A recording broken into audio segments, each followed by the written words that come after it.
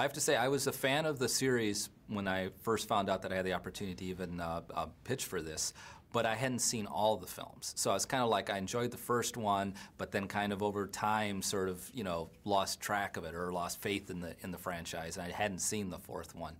So I was a fan, but I kind of like a lost fan, I guess you could say.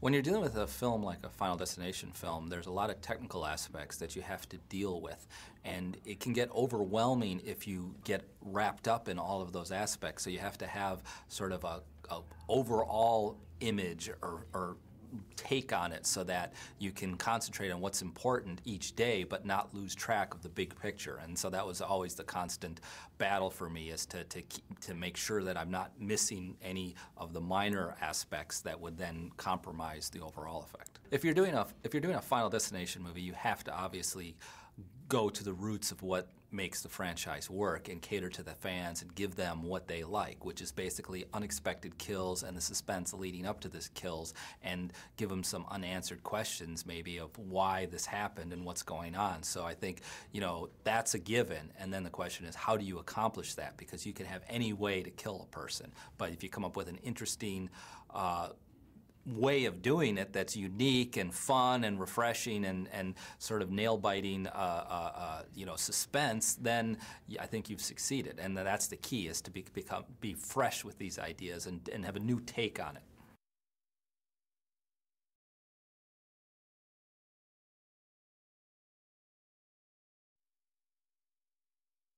Well, when we were producing this project in the early stages of pre-production, we were going through the script trying to figure out how can we make these death sequences or the opening sequence a little more exciting or interesting.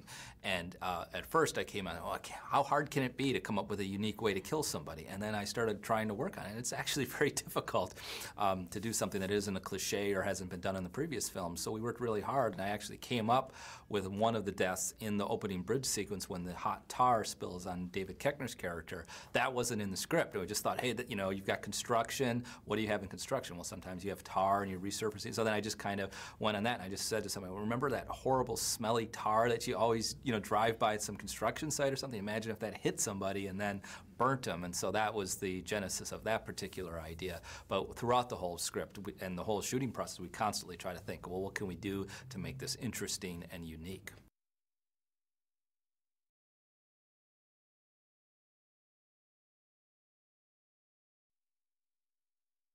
Well, the cast in FD5 was fantastic, and we worked really hard to find the right mix of people, and we didn't expect this, but they all grew to become really close friends throughout the whole filmmaking process, which was great because it just enhanced their characters, and because they're supposed to be a bunch of coworkers that know each other, and the fact that they became so friendly during the filmmaking process, that shows in how their performances were delivered, and it was great, and they had a wonderful time, and it was one of those things where we were trying really hard to ground it in reality and get some story and structure to the cast that felt organic, as opposed to some of the other Final Destination movies that maybe strayed a little too much in the sort of camp realm of comedy. And instead we picked a couple of really funny actors who were actors first and foremost, but had comedic talent to them, and then that allowed us to get the comedy to be much more organic in this series.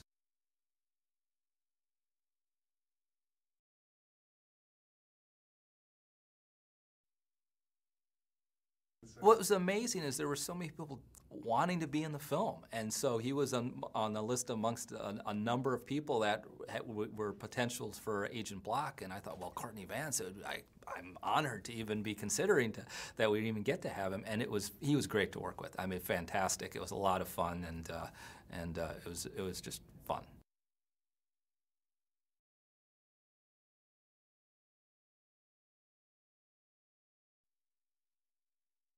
Tony Todd was amazing. Just his presence alone. I mean, the whole cast, it was a complete different vibe the day that Tony Todd was on the set. He was there for several days, and it was just great. It was a lot of fun. And when we did the scenes with him, he had some ideas on what he thought during other franchise. At the same time, he's like, some of it's just a mystery. And he played it very sort of laid back and restrained, and I thought it was just perfect with what his character has in mind, and the little hints that he tells the cast of what's going on and what's causing this whole chain of events to unravel.